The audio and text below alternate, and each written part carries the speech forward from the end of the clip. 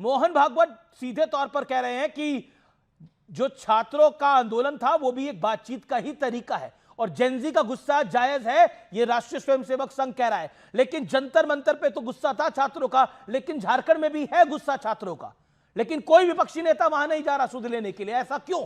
Selective approach क्यों? चलिए अमीश, वहां तो कोई गुंडागर्दी भी नहीं हुई। देश के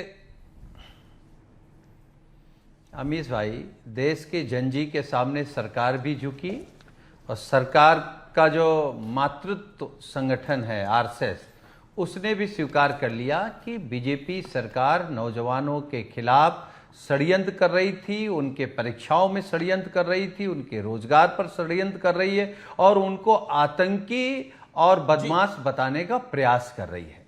और मैं बड़े मन से कह सकता हूं आपके कार्यक्रम में, इस देश में कहीं और किसी भी राज्य के किसी भी कोने में अगर नौजवान अपने हक अधिकारों को लेकर के लड़ रहा है तो हम नौजवान के साथ हैं। हम झारखंड की भी सरकार से अनुरोध करेंगे कि वो नौजवानों की बात सुने और रास्ता निकाले। लेकिन बिल्कुल अनुरोध कर रहे हैं, लेकिन जा नहीं रहे हैं ना कोई भी। प्रश्न मेरा ये है कि अनुरोध कर रहे हैं, जा नहीं रहे हैं। वहां तो कुछ गुंडागर्दी भी नहीं हुई है, वहां तो पत्थर भी नहीं चले हैं।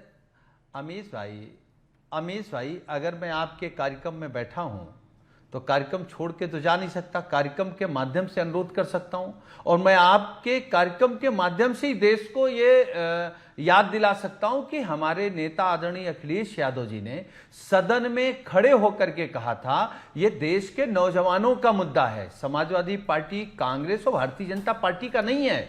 इसको किसी भी दल को राजनीति से हट करके देखना चाहिए। जी सत्यप्रकाश मिश्रा जी, क्या आपको लगता है कि झारखंड के छात्र नहीं है? क्योंकि अभी जो आरएसएस सुप्रीमो ने बयान दिया, उन्होंने बोला कि जेनजी का गुस्सा जायज है। नहीं, उनका गुस्सा वास्तव में जायज है। देश के छात्रों के हित का कोई भी मुद्दा हो और उनमें गुस्सा हो, वो जायज है। लेकिन वो बचते कौन है? वो कहते हैं कांटों से गुजर जाता हूं दामन बचाकर।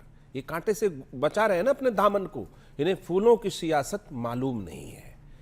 अब जो दूसरों के ख्यालात की लेते हैं तलाशी, खुद के उन्हें गिरेबान में झांका नहीं जाता। एक बात समझिए, अनुरोध और प्रतिरोध में अंतर है। अगर झारखंड में जिन छात्रों ने आंदोलन रखा है उसके समर्थन में सुनील साजन, अखिलेश यादव, राहुल गांधी जी या तमाम सीजेपी के नेताओं का प्रतिरोध है सरकार के खिलाफ, तो सम्मान होगा। अगर अनुरोध है तो राजनीति के पुटों को उसमें लगाकर क्या रोटी सेकना चाहते हैं, ये बात मालूम है।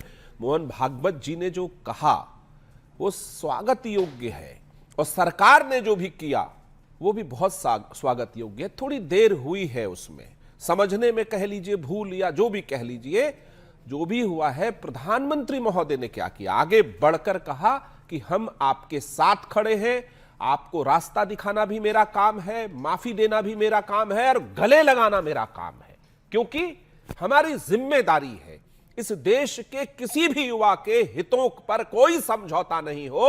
यह सभी राष्ट्रीय दलों का प्रयास होना चाहिए। राजनीति आप लोग भी कर रहे हैं? नहीं, बिल्कुल राजनीति नहीं कर रहे। छात्रों के हितों पर कोई राजनीति नहीं, कोई समझौता नहीं। यह सरकार प्रतिबद्ध है उस पर। मैं रुक लेकिन एक पॉइंट है, अगर राहुल गांधी जी अपने कदमों से चलकर झारखंड पहुंच जाते, आज छात्र बेंच थपथपाते उनके लिए। ठीक है, ये विभेदकारी क्यों कि तुम्हारा छात्र तुम्हारा, मेरा वाला मेरा। आलोक शर्मा का नहीं हो सकता। ठीक है, यू मेड योर पॉइंट। अपनी अपनी टर्न पे सब बोलेंगे। आलोक शर्मा आपकी बारी है। 2029 में हर 4 में से एक वोटर यूथ होगा। पूरा गेम वही है कि यूथ कौन अपने तरफ अट्रैक्ट करेगा, क्योंकि 2014 से 2024 तक के हमने आंकड़े निकाले, लगभग 39% यूथ ने बीजेपी को वोट दिया, जबकि 21% यूथ ने कांग्रेस पार्टी को वोट दिया। ये युवाओं के साथ कनेक्ट असल में वोट के साथ सीधा कनेक्ट है, इसीलिए सबको युवा याद आ रहे हैं। क्या यह बात है? चाहे वो राष्ट्रीय स्वयंसेवक संघ हो, चाहे वो कांग्रेस पार्टी हो, चाहे वो भारतीय जनता पार्टी या फिर एनडीए हो। आलोक शर्मा, मुझे लगता है कि युवा सबको याद आ रहे हैं, याद आने चाहिए। कांग्रेस पार्टी को पहले भी युवा याद आ रहे थे। हम तो छात्रों की गूंज के माध्यम से और सुप्रीम कोर्ट तक लड़ाई लड़ रहे थे नीट पेपर लीक के मामले में, लेकिन मोदी जी को युवा याद आ गए हैं अब, इसलिए वो 11:30 बजे 12 बजे इंस्टा पे अपनी रील्स डाल रहे हैं, पूरा वो दिखा रहे हैं कि मैं बहुत क्लोज जी, हूँ। जी। लेकिन ये एनटीए भी उन्हीं की बनाई हुई है, और एनटीए ने 5 बार नीट का पेपर आउट हुआ, वो बड़े मतलब आज तक कभी एक किसी के मुंह से कोई शब्द नहीं निकला। 2024 में भी यही एनटीए के चेयरमैन थे, यही सीबीआई के डायरेक्टर थे, और एनटीए का पेपर, नीट का पेपर उस समय पर भी आउट हुआ। सबके सब लोग बरी कर दिए मोदी जी ने, वो संजीव मुखिया भी बरी हो गया। तब याद नहीं आए, अब लगा कह रहे ये तो वोट खिसक रहा है हमारा, इसलिए सबको याद आ रहे हैं। हमें तो पहले भी याद थे, आज भी याद हैं, आगे भी याद आएंगे। मोदी जी ने 2 करोड़ रोजगार की बात कही थी कि 2 करोड़ रोजगार दे देंगे, हम ये कर देंगे, वो कर देंगे, आय बढ़ जाएगी। आज जेनजी ने और युवाओं ने देश के सामने एक अलग तरह की तस्वीर रखती है, और पूरी सरकार को एक आईना दिखाया है कि ये पोजीशन है। और जो लोग झारखंड की घटना को जंतर मंतर की घटना से तुलना करते हैं, वो अंधभक्त हो सकते हैं और कुछ नहीं हो सकते हैं। झारखंड में 8 लोग अरेस्ट हुए हैं, वहाँ के जेपीएससी के चेयरमैन को भी अरेस्ट किया है, एग्ज़ाम कंट्रोलर जेल में है। लेकिन नीट या एनटीए से जो संबंधित लोग थे, वहाँ चिड़िया को भी नहीं अंदर किया। लेकिन छात्र वहां पे आंदोलन में बैठे रहे, उनकी हुई किसी है। ने सुध नहीं ली, ये भी सच है। छात्र वहां देखिए, बैठे रहे, उनकी सुध किसी ने नहीं ली। आलोक जी, एक मिनट मैं बताता हूँ अमीश जी, किसने सुध नहीं ली? वहाँ का कौन सा हमारा नेता शहर गया वहां अध्यक्ष, पर? एनएसयूआई के लोग, कौन सा नेता गया? क्या आम आदमी पार्टी के नेता वहां गए जो लगातार वहां पर जंतर मंतर पर फिरकी लगा रहे थे? गए आम आदमी पार्टी के नेता? मैं पूछता हूं, समाजवादी पार्टी के नेता गए? एक नेता दिखा आपको झारखंड के आंदोलन में? वहां के छात्र नहीं। अरे भाई सुन तो लो आप मुझे, जी बोलिए। सुन तो लो। छात्र वहाँ के भी छात्र हैं, लेकिन वहाँ की घटना को यहाँ पर तुलना, वहाँ पर ना तो पैलेट गन चली, ना वहाँ पर AK-47 चली, ना वहाँ पर गुंडों ने लाठीचार्ज किया, ना वहाँ पर किसी भी रूप में किसी भी तरह से किसी ने ये कहा कि हम इसकी जांच नहीं करेंगे। वहाँ पर किसी ने ये नहीं कहा कि पेपर में गड़बड़ नहीं हुई है। यहाँ तो सुप्रीम कोर्ट ने, एनटीए ने लिख के दे दिया कि पेपर ही आउट नहीं हुआ है। ठीक है, क्या ये मतलब दोनों घटनाओं की आप कह रहे हैं कि वहां पर पैलेट, बिल्कुल आपने कई बातें बिल्कुल सही कही आलोक शर्मा। एक मिनट सुने ना, नहीं, एक सेकंड, आपने बिल्कुल सही कही कि वहां पर पैलेट गन नहीं चली, वहां लाठी नहीं चले, वहां डंडे नहीं चले, लेकिन वहां पत्थर भी नहीं चले, वहां पुलिस वालों को टारगेट भी नहीं किया गया, वहां अपराधी भी नहीं शामिल हुए। वो पूरी तरह से स्टूडेंट आंदोलन है, वहां पर अपशब्द भी नहीं कहे गए। आपने देखा यहाँ के आंदोलन में कितनी घटिया भाषा का, आंदोलन में कि कुछ लोगों ने कितनी घटिया भाषा का परिचय दिया। इससे आलोक शर्मा ना आप खुद टीचर है, ना आप एग्री करेंगे ना कोई और एग्री कर सकता है। वहां पर इस तरह का घटनाक्रम भी नहीं हुआ, वहां की रील्स भी नहीं बनी। मैं बिल्कुल इस बात की से सहमत हूं कि अभद्र भाषा का उपयोग नहीं होना चाहिए, लेकिन यह अभद्र भाषा जेनजी को सिखाई किसने है? मोदी साहब ने सिखाई है। मोदी साहब ने क्या क्या शब्द दूसरे विपक्षी पार्टियों के लिए बोले तब नहीं सोचे थे? वो कंगना रनावत क्या बकवास कर रही थी तब नहीं सोचा था? तमाम बीजेपी के लीडर्स क्या क्या बोल के चले गए उन बच्चों के लिए, नवीन नितिन ने और धर्मेंद्र प्रधान ने और किस किस ने क्या बोला वो सब भूल गया। जी बच्चों ने तो रिएक्शन दिया है। ठीक है, BJP wants to react to this. Okay, it's been 2.5 minutes. Okay, नहीं, मैं केवल ये कहना चाहूंगा एनएसयूआई और यूथ कांग्रेस के साथ ही वहां पर एक बड़ी खबर आ रही है। मैं फिर कह रहा हूं, पहली बार आरएसएस सुप्रीमो ने जेनजी के आंदोलन को सही बताया है। इसको डॉक्टर सुधांशु त्रिवेदी कैसे लेते हैं? क्योंकि आपके क्रिटिक बोलेंगे देखिए अब तो संघ, आपका पैतृक संगठन, आपका मातृ संगठन, वो भी उसको ठीक बोल रहा है। Then what? देखिए, ये तो हमारा डे 1 से कहना था कि छात्रों का आंदोलन अपनी जगह जायज है, क्योंकि उनके दिल में चोट पहुंची, उन्हें लगा कि भाई हमारे पास एक अवसर था, जो अवसर चला गया। हमने कभी नहीं कहा छात्रों का आंदोलन गलत है, हमने सिर्फ ये कहा कि उस आंदोलन की आड़ में बहुत से बहुरूपीय चेहरे उसमें जाकर घुसकर उपद्रव मचाने की आशंका कर रहे थे, जो अब फैक्ट्स भी सामने आ रहे हैं। कोलकाता से भी लोग ऐसे पकड़े गए, और अमृतसर में जहां आम आदमी पार्टी की सरकार है, वहां से भी पंजाब से भी एक आए हैं कि जंतर मंतर जाकर वो लोग कुछ गड़बड़ करना चाहते थे। उन लोगों के लिए है। आपने एक बात कही अमीश जी की, वहां पे रांची में लोग नहीं गए। आलोक जी ने कहा भाई साहब, रांची में किसी ने स्विगी और जोमेटो से अज्ञात लोगों ने ऑर्डर करके 5 स्टार वाला खाना भी नहीं भिजवाया। वहां पे किस ढंग से खाना हो रहा था दिखाई पड़ रहा था। रांची के छात्रों ने कोई गाली गलौज करने वाली भाषा वाला वीडियो भी नहीं डाला, वहां पे रीलबाज लोग भी नहीं गए। और आप लोगों के स्वघोषित इंडिपेंडेंट मीडिया के प्रतीक जो कि पूरा भाषण दे रहे थे जंतर मंतर के ऊपर, इस चैनल पे तो हमसे जंतर मंतर में भी पूछा गया और झारखंड पर भी, मगर उस सारा झारखंड पे चुप्पी साध के बैठ जाते हैं। ये वही इंडिपेंडेंट मीडिया के प्रतीक हैं जो मणिपुर में महिला का अपमान दुखद था, उसके ऊपर कितना लंबा वीडियो बनाते हैं, संदेश खाली पे चुप होके बैठ जाते हैं। ये वही इंडिपेंडेंट मीडिया है आपके हिसाब से जो कि राम मंदिर के ऊपर इतना बड़े बड़े यूट्यूबर्स बड़ा बनाते हैं, वक्फ बोर्ड पे चुप्पी साध के बैठ जाते हैं। करोड़ों दर्शकों को समझना चाहिए असली गोदी मीडिया कौन है, जो सोरोस की गोदी में बैठकर जहां से इशारा होता है खड़े हो जा, खड़ी हो गई, बैठ जा, बैठ गई, जबकि आज हम सब चीजों का उत्तर हम लोग सब देने को तैयार रहते हैं। अब यहां तक आपसे एक और बात भी कहना चाहूंगा, बड़ी गजब बात कह रहे हैं आलोक जी, इनके 4 मंत्री हैं झारखंड में सत्ता में और सिर्फ बात कर रहे हैं, एनएसयूआई वाले जा रहे हैं, देख रहे हैं क्या कर रहे हैं, बाकी हमसे कोई खास मतलब थोड़ी है, झारखंड के छात्रों से कोई मतलब नहीं है।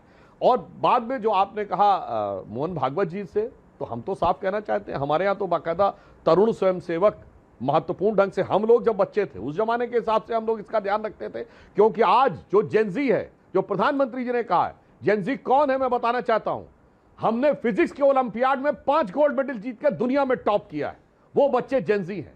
भारत का पहला प्राइवेट सेक्टर का स्पेस सैटेलाइट विक्रम 1 गया है और उसकी कंपनी स्काई रूट की एवरेज एज 28 साल है, वो जेनजी है। भारत का गुकेश डोमराजू जिसने कि 18 साल की उम्र में वर्ल्ड चैंपियनशिप जीता है, वो जेनजी है।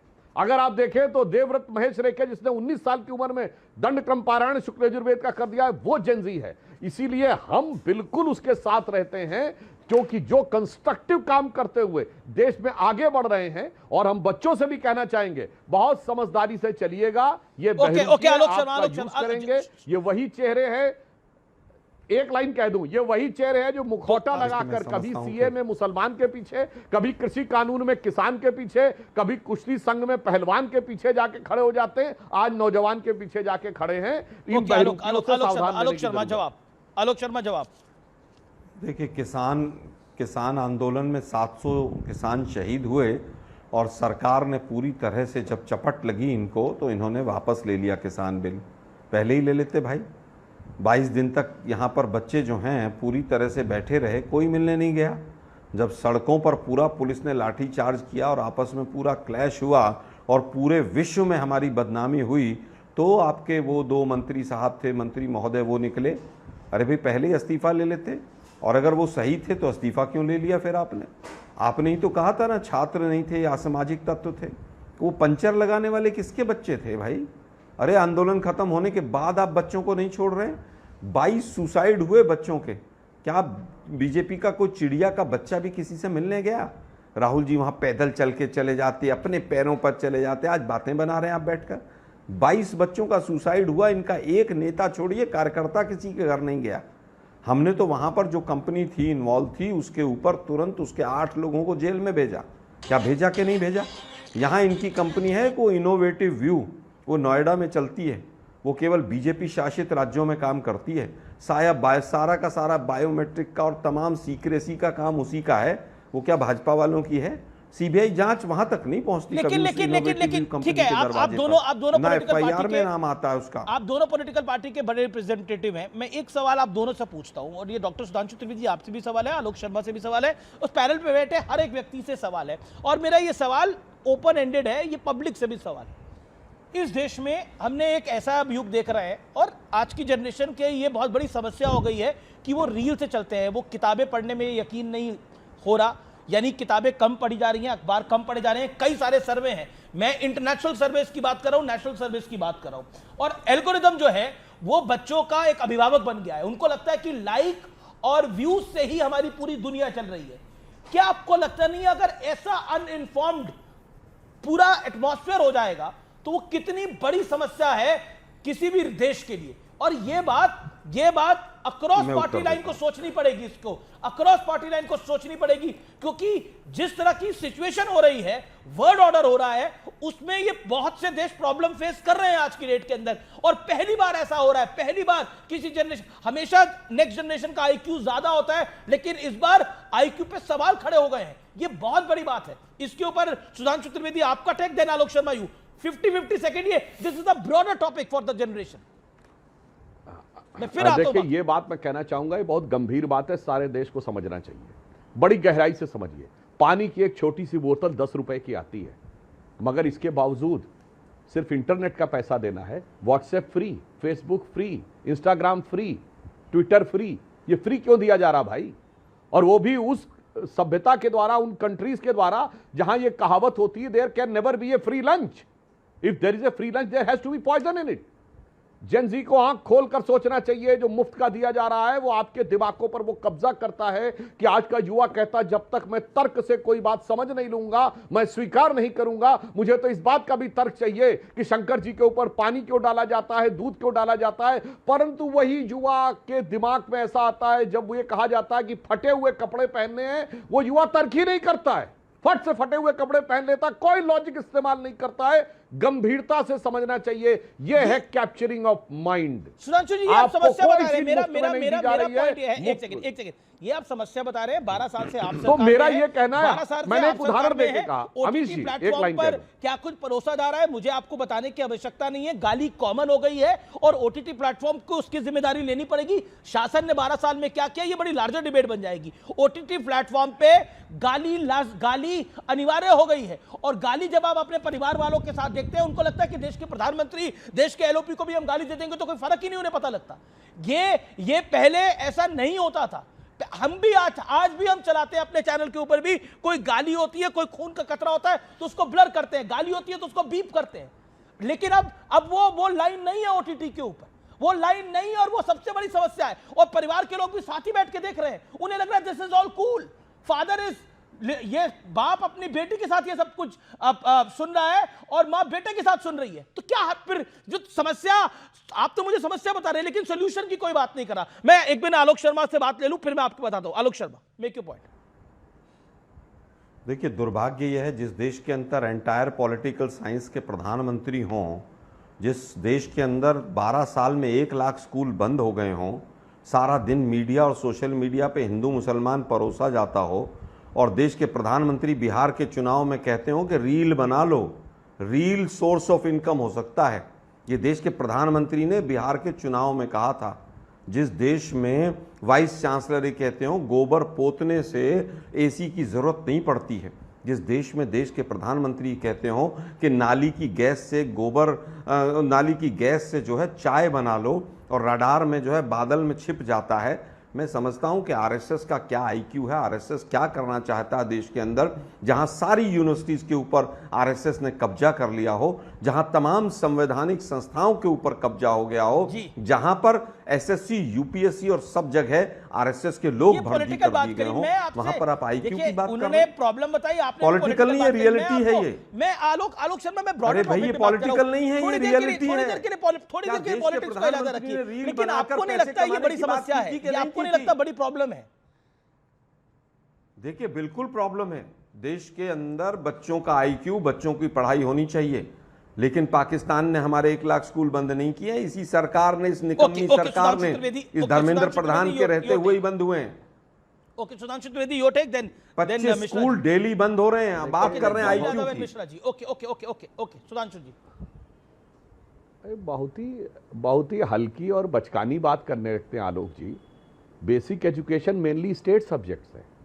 अगर 1 लाख स्कूल बंद हुए, एक्चुअली मर्ज हुए हैं, तो राज्यों का नाम बताइए। नहीं है, यूनियन सब्जेक्ट है, और मैक्सिमम स्टेट्स में आपकी गवर्नमेंट अद्भुत है। आप सुनिए, क्या बात, अरे भाई आप बात सुनिए। अब 12 साल में मैक्सिमम स्टेट में हमारी सरकार रही है 12 साल तक।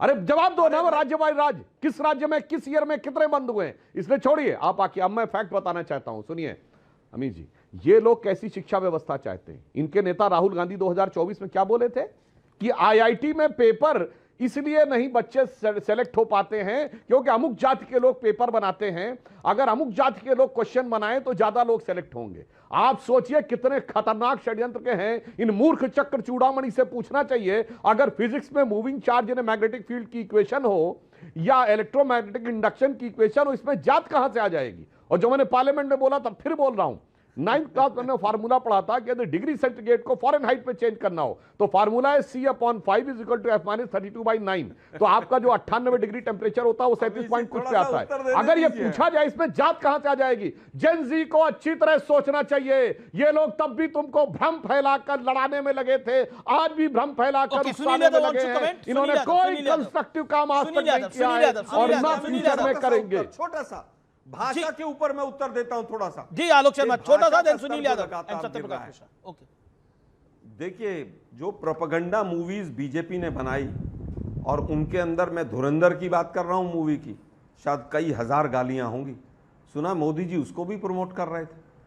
दुर्भाग्य ये है कि संसद के अंदर खड़े होकर इनके सांसद किस भाषा का उपयोग कर रहे थे, भड़वे और पता नहीं क्या क्या कटवे और क्या क्या शब्द बोला था, एक शब्द नहीं निकला मोदी जी के मुंह से। और अभी अभी तमाम चीजें हुई हैं भाई, मेरा मुंह मत खुलवाइए। मुझे लगता है भाषा का स्तर भी बीजेपी के लोगों ने सबसे ज्यादा गिराया है, उससे पहले नहीं गिरा था कभी भी। अगर आप भाषा के स्तर को बढ़ाना चाहते हैं तो सबसे पहले देश के प्रधानमंत्री को अभद्र भाषा बोलनी बंद करनी पड़ेगी। सत्यप्रकाश मिश्रा, सुधांशु जी जवाब। सत्यप्रकाश मिश्रा, उस पर कांग्रेस चुप्पी मार जाती है। देखिए, भाषा का स्तर ये सभी राजनीतिक दलों का विषय है।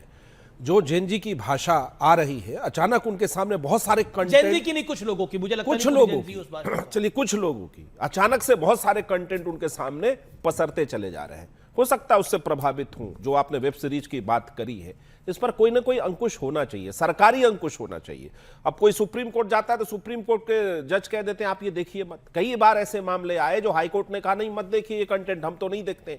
कोई अंकुश लगेगा। और ये नचिकेता का देश है। कठोपनिषद में एक बाल पात्र है नचिकेता, जो यमराज से प्रश्न पूछता है। और क्या पूछता है? आत्मा और यम के बारे में। कैसे पूछता है? वाजसवा से पूछता है आप मुझे किसको दान में दे रहे हैं? अपने पिता से पूछता है। कहता है कि मैं तुम्हें यमराज को गुस्से में कि दान में दे रहा हूं। उस देश की भाषा को आखिर 70 साल कांग्रेस ने पोषित कैसे किया? प्रधानमंत्री के बारे में ऐसे ऐसे अपशब्द। क्या बोला अभी राहुल गांधी ने? एक लड़की के हवाले से कहा कि मुझे एक लड़की मिले, उसने कहा इडियट है, वो अंधभक्त है। आलोक शर्मा जी, थोड़ा शर्म करिए, अपने भी गिरेबा में झांकिए कि अगर हम भाषा की शालीनता के समर्थक हैं तो क्या आपके तरफ से कैसी कैसी भाषा सदन में आई है प्रधानमंत्री के लिए? वो देश के प्रधानमंत्री हैं, वो सबके प्रधानमंत्री हैं। आपको कम से कम इतनी जिम्मेदारी तो निभानी होगी कि किसी की सरकार हो, प्रधानमंत्री के पद की गरिमा और लोकतंत्र की गरिमा विपक्ष के नेता के मुख से निकलनी चाहिए। सदन में हटाना पड़ा वैसे शब्दों को, छोड़िए बाहर आप क्या बोलते हैं, आप तो सदन में आप शब्दों का प्रयोग करते हैं। तो जब विपक्ष इस कदर करेगा, हम तो अपने कांधे जिम्मेदारी लेते हैं कि लोहिया के समाजवाद ने एक चीज सिखाया कि भाषा की शालीनता लोकतंत्र की मर्यादा है और उस मर्यादा में सबको जीना चाहिए। जब भी कभी इस देश में राम के खिलाफ बात हुई या किसी भी ऐसे महान कैरेक्टर के खिलाफ बात हुई, कांग्रेस पार्टी ने क्या उसका प्रतिकार किया? क्या सनातन धर्म को जब गाली पड़ी तो क्या राहुल गांधी ने सामने आकर कहा कि यह गलत है? हम अलग अलग मुद्दों पर राजनीति करेंगे, लेकिन भाषा के मामले में कांग्रेस हमें कम से कम। आलोक शर्मा का जवाब सुन लेते हैं, 30 second, then Sunil Yadav, Somnath Bharti. Okay Alok 30 second. देखिए मुझे लगता है कि हनुमान जी को प्रतीक बना के अपनी गाड़ी के आगे नचाया था, तब सनातन का अपमान नहीं हुआ था। मोदी जी जब प्रभु राम की उंगली पकड़ कर ले जा रहे थे और पतंग उड़ा रहे थे मोदी जी, तब अपमान नहीं हुआ था। अरे चंदा चोर और डकैत भी अब सनातन की बात करेंगे। शंकराचार्य की पालकी फेंक दी उठा के, पॉक्सो लगा दिया उनके ऊपर। ये चंदा चोर और चंदे के डकैत, जमीन के डकैत, जिन्होंने राम मंदिर में डकैती डाली, वो भी सनातन की बात करेंगे। अब दुर्भाग्य है कि सनातन का इनको सा नहीं पता है। ओके सुधांशु त्रिवेदी जवाब। सुधांशु जी जवाब। देखिए बिल्कुल, देखिए मैं भाषा की बात याद दिलाना चाहता हूं। प्रधानमंत्री जी के प्रधानमंत्री बनने से पहले ये बताइए किसने बोला था मोदी की बोटी बोटी काट डालूंगा? इमरान मसूद ने। और वो उस समय कांग्रेस के सदस्य नहीं थे, सपा के सदस्य थे। राहुल गांधी दौड़ के अगले दिन उनका प्रचार करने गए थे, कोई जाके रिकॉर्ड से चेक कर ले। और उसके बाद सपा से खींच के अपनी पार्टी में लाए, पहले उपाध्यक्ष बनाया और उसके बाद बनाया मंत्री। ये बोटी बोटी काट डाले क्यों कहा था? और कितनी गालियां बकी गई हैं मोदी जी को। मां की गाली बकी गई बिहार के चुनाव में। और एक बात मानना पड़ेगा अमित जी, ये गाली बकते हैं अकारण नहीं बकते हैं, इसमें बहुत ध्यान रखते हैं। इनको लगता है कुछ कट्टरपंथी तबका ऐसा है जिसको मोदी जी को गाली देने से इनको लगता है कि वोट साथ में आ जाएगा। गाली बकने में भी वोट का बहुत ध्यान रखते हैं। इनके अनेक नेताओं ने बोला मोदी तेरी कब्र खुदेगी, सुबोध खान साहेब से लेकर पवन खेड़ा तक, हिंदुत्व की कब्र खुदेगी। कभी नहीं कहा कि मोदी भस्म हो जाएंगे, जबकि हिंदुत्व में भस्म होते हैं, कब्र नहीं खुदती है। हिंदू धर्म में भस्म हुआ जाता है, कब्र नहीं खुदती, मगर मोदी की कब्र खोदते हैं। हिंदुत्व की कब्र खुदेगी एएमयू की छाती पर। यानी ये मानना पड़ेगा भाई साहब, गाली देते समय भी ये अपने पॉलिटिकल हित का, अपने वोट बैंक का जो ध्यान रखते हैं। अब इसे क्या कहा जाए, इनकी राजनीतिक चतुराई कहा जाए, सुनील यादव रिस्पॉन्ड। देखिए अमीश भाई, अपने आप में यूनिक एग्जांपल। जी अमीश भाई आपने बहुत महत्वपूर्ण सवाल किया है और मुझे लगता है जो आपने सवाल किया उसमें किसी भी पॉलिटिकल पार्टी को फंसने की जरूरत नहीं है। सुधांशु जी ने कुछ बातें अच्छी रखी हैं, सत्यप्रकाश जी ने कुछ बातें सही रखी हैं और जो बातें आलोक जी ने भी रखी वो भी सच हैं। हम केवल ये कह रहे हैं कि जो हमारा नौजवान है, जो हमारी नई जनरेशन है, हमको उससे कुछ सीखने की भी जरूरत है और उसको कुछ सिखाने की भी जरूरत है, क्योंकि हम लोग अपने पुरखों से सीखते आ रहे हैं। तो हमको सिखाना भी है और उनमें अगर कुछ बेहतर है, कुछ जज्बा अच्छा करने का है, कुछ नया नजरिया है, तो हम लोगों को भी उसको स्वीकार करना पड़ेगा।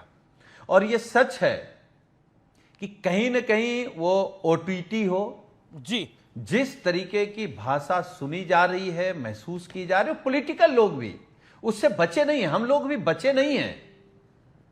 और मैं इस बात को हमेशा कहता हूं कि जब बड़े लोग या बड़ा स्टार, बड़ा राजनेता जब अगर कोई किसी तरीके की बात कहता है तो उसको लोग स्वीकार करते हैं। अगर सदन में गाली गलौज की बात होगी, देश में किसकी सरकार कहां है, लेकिन अगर स्कूल बंद हो रहे हैं तो चिंताजनक सबके लिए है, ऐसा नहीं है केवल सरकार के लिए। सरकार तो आज है, कल दूसरे की हो जाएगी, लेकिन भविष्य किसका खराब हो रहा है? भविष्य तो देश के नौजवानों का खराब हो रहा है। मैं रुक करता हूं। जी ओके, मैं रुक करता हूं। मेरे साथ जेएमएम के भी धीरज दुबे हैं। धीरज दुबे, जब जंतर मंतर पे आंदोलन हो रहा था तो बहुत ज्यादा विषय बन रहा था, हमने वहां पत्थरबाजी भी देखी, वहां पे पुलिस का एक्शन भी देखा, लेकिन झारखंड में, रांची में ऐसा नहीं हुआ है। वहां पर छात्र आंदोलन कर रहे हैं, लेकिन उनकी सुध बहुत देर बाद ली गई जब नेशनल मीडिया ने इस खबर को चलाया। ऐसा क्यों हुआ? सिलेक्टिव अमीश जी नमस्कार। धीरज जी। अमीश जी नमस्कार। भाषा के स्तर पर बात हो रही थी और आपने जो सवाल किया है, एक उदाहरण है, उसको चुकता कर देता हूं। अमन शांत प्रदेश झारखंड में अशांति फैलाने के लिए एक दलाल, निर्लज, निकम्मा, नालायक, जो पत्रकार कहता है अपने आप को, चमन चोपड़ा, माफ कीजिएगा पवन, शायद आपके ही एंकर हैं इसलिए बोल रहा हूं। एक सेकंड, अमन चोपड़ा की बात, एक सेकंड, अमन चोपड़ा हमारे यहाँ के एंकर हैं। देखिए दुबे जी, आप भी मतलब अमन चोपड़ा के विषय में आप, और वो मुझे नहीं लगता जो वो कर रहे थे, वो अपनी बात रख रहे थे, वो अपने चैनल के लिए अपनी बात को रख रहे थे, लेकिन मेरा फिर आपसे निवेदन है कि आप अपने इस विषय में रखिए ना जो हम टॉप कर रहे हैं, बात कर रहे हैं।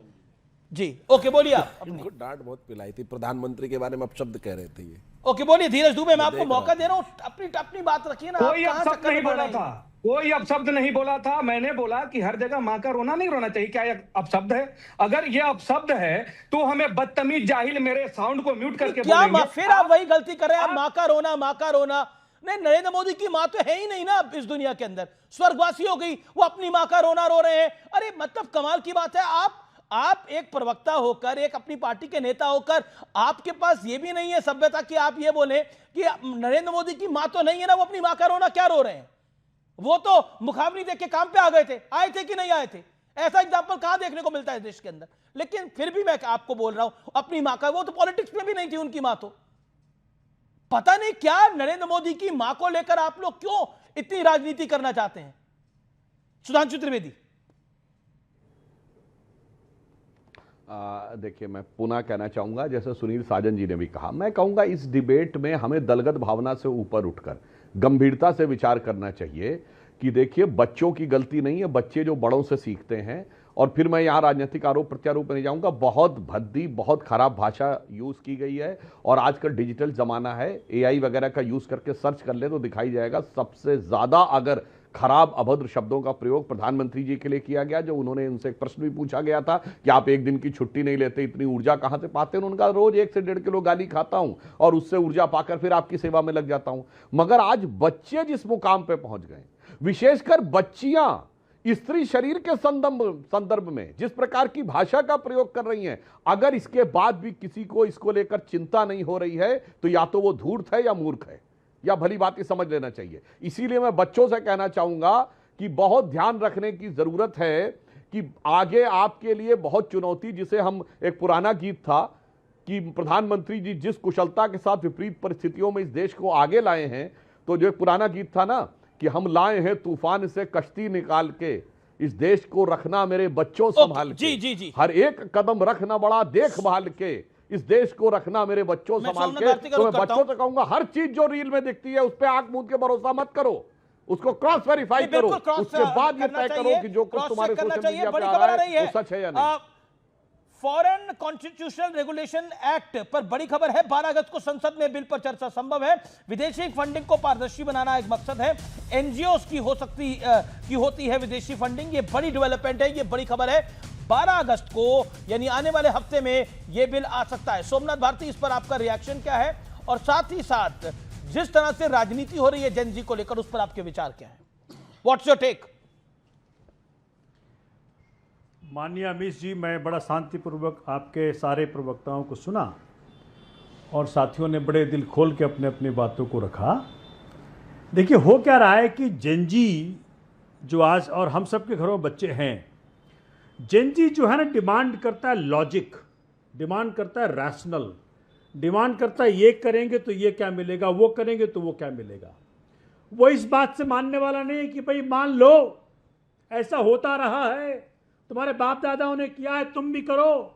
इसलिए जेन जी संभल नहीं पा रहा है भाजपा से, क्योंकि भाजपा के पास रैशनल लॉजिक नहीं है, ये थोपने वाले लोग हैं। आप सोचें उस जेन जी को, उन्होंने देखो जेन जी आज अगर आप 14 to 29 के बीच में लेते हो, वो परसेंटेज आ रहा है 28%। जी जी, और अगर मिलेनियर को मिला लो जो तो आ रहा है 45%।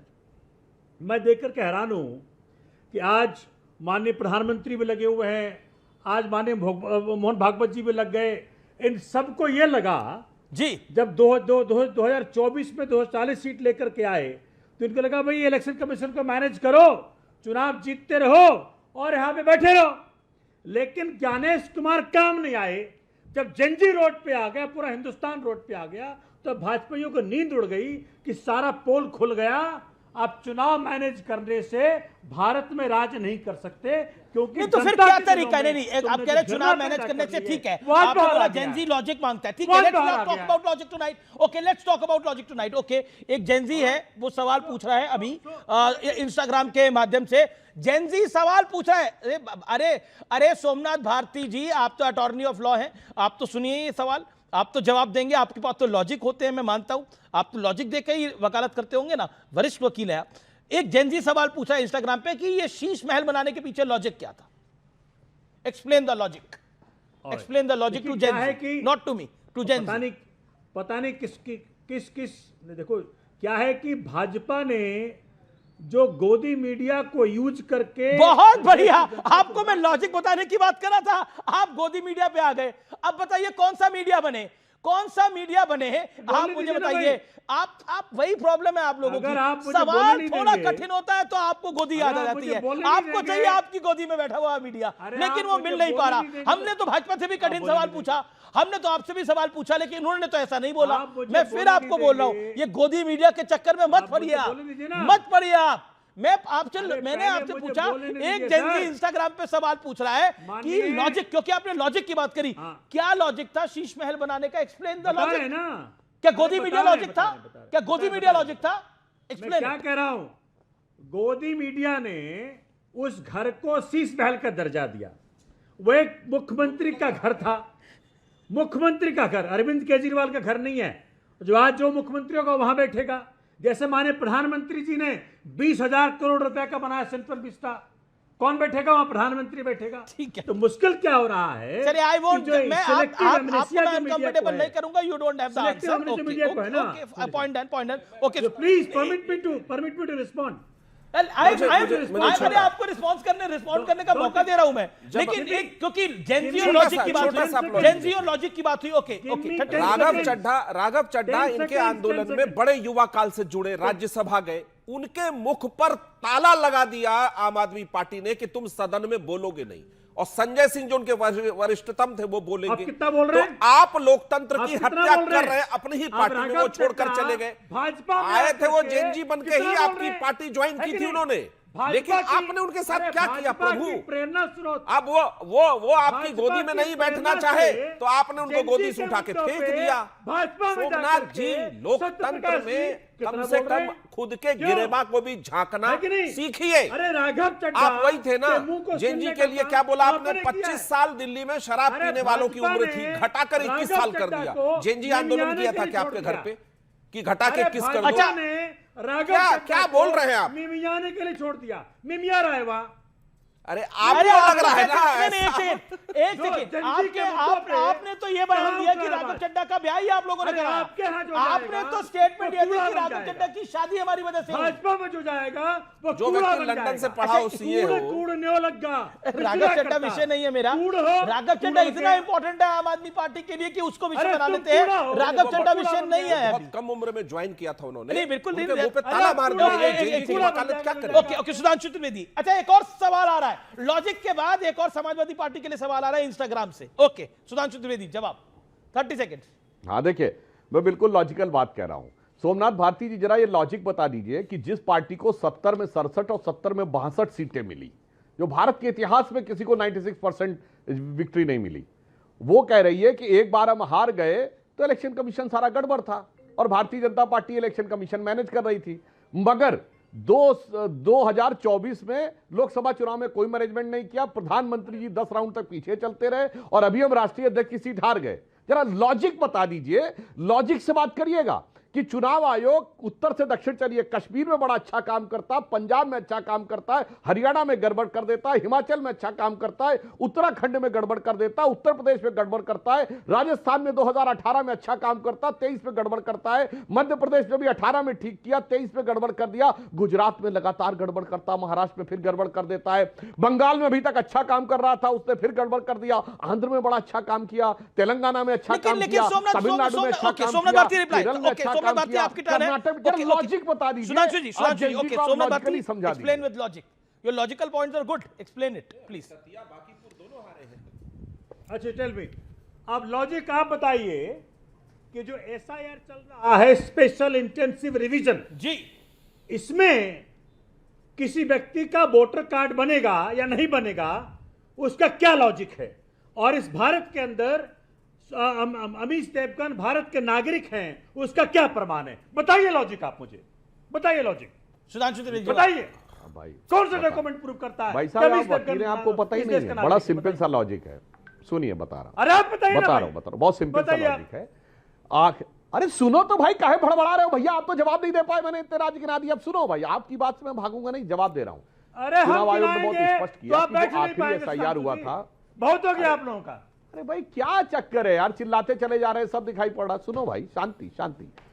बड़ा स्पष्ट लॉजिक दिया चुनाव आयोग ने कि जो आखिरी एसआईआर हुआ था 2003 में, यदि आपका अथवा आपके परिवार के किसी भी सदस्य का वोट 2003 में है, आपको कोई कागज दिखाने की जरूरत नहीं है। अगर 2003 में आपका अथवा आपके परिवार के किसी सदस्य का, माता पिता, चाचा ताऊ, दादा दादी, नाना नानी, किसी का वोट नहीं है, तो 12 कागज है, उसमें से कोई एक कागज दिखाना है। बस सिंपल सी बात। अब इतनी आपको नहीं समझ में आ रही है तो मुझे लगता है आपको। और लॉजिक देखिए कितना जबरदस्त। अमीश जी, इनके नेता क्या बोले थे, केजरीवाल जी, कि कोविड वैक्सीन का फार्मूला सबको क्यों नहीं दे देते? ठीक है, तो चूरन है, सब बना सकते हैं। अब आइए, अभी E20 के ऊपर इनके नेता बोले, अरे भाई आप तो IIT से मैकेनिकल इंजीनियरिंग में बीटेक हैं, आपको बताना चाहिए था कि हमने ये स्टडी की है और इंजन में 4 स्टेजेस होती है, suction, compression, power and exhaust, और यहां पर इसमें प्रॉब्लम आ रही है। मेरे को एक आलोक शर्मा से सवाल लेना है। जी बिल्कुल, चलते आलोक शर्मा बोल के चले जाते हैं। कांग्रेस मीडिया के जो हेड हैं और member of parliament Pawan Khera जी ने बाइट दी, उन्होंने बोला राहुल गांधी से सदन के अंदर भी मोदी जी डर रहे हैं और बाहर भी डर रहे हैं, लेकिन हम तो सुन रहे हैं कि राहुल जी की मोहब्बत की दुकान है, तो डर की बात क्यों? देखिए, मुझे लगता है कि अभी हम राघव चड्ढा की बात कर रहे थे कि वो बोलते नहीं हैं, वो मिमियाने लगे हैं। अरे भाई, देश के प्रधानमंत्री और गृह मंत्री कहाँ हैं? वो क्यों नहीं आके बोल रहे हैं? इसके ऊपर कोई बात नहीं कर रहा है। देश के गृह मंत्री कहाँ अपने घर में बैठे हुए हैं, छुप के क्यों बैठे हुए हैं? अगर वो डरे नहीं हुए हैं तो आकर बात करें। आकर जवाब दें, पैलेट गन किसने चलवाया। अभी माँ के ऊपर बड़ी बात हो रही थी कि आपने भी कहा कि ऐसा तो एग्जाम्पल ही नहीं मिल सकता। मेरे पास अभी एक जेंजी ने ही सवाल पूछा है अमीश जी। उन्होंने पूछा अमीश जी से, ये पूछिए कि 50-50 कैमरे लेकर देश का कौन सा प्रधानमंत्री अपनी माँ से मिलने जाता था? कोई दूसरा एग्जाम्पल है आपके पास? और क्या वो जशोदा बहन को मिलने भी नहीं दिया अपनी सास से जब उनकी अंतिम संस्कार की क्रिया थी? क्या ऐसा कोई एग्जाम्पल है कि अपनी पत्नी को किसी प्रधानमंत्री अब देखिए आलोक शर्मा, अब देखिए अब कितना पर्सनल जा रहे हैं। आपने प्राइम मिनिस्टर की मदर के लिए बात करी, she is not a part of politics, लेकिन आपने बोला कौन कैमरा लेकर जाता है। अब प्रधानमंत्री जब प्रधानमंत्री बने उसके बाद वो ऑब्वियसली अपनी मां से मिलने के लिए जाएंगे तो कैमरा उनको फॉलो करेगा। अब राहुल गांधी भी जब सरकार में होते थे और राहुल गांधी अभी भी कहीं जाते हैं तो उधर कैमरा फॉलो करता है। अगर राहुल गांधी कहीं बाहर भी जाए कैमरा को लेके जाएंगे तो कौन मना कर रहा है उनको फॉलो करने के लिए। ओके, समय मेरा यही समाप्त हो रहा है। फिलहाल आज के लिए इतना ही। आपको मेरा नमस्कार।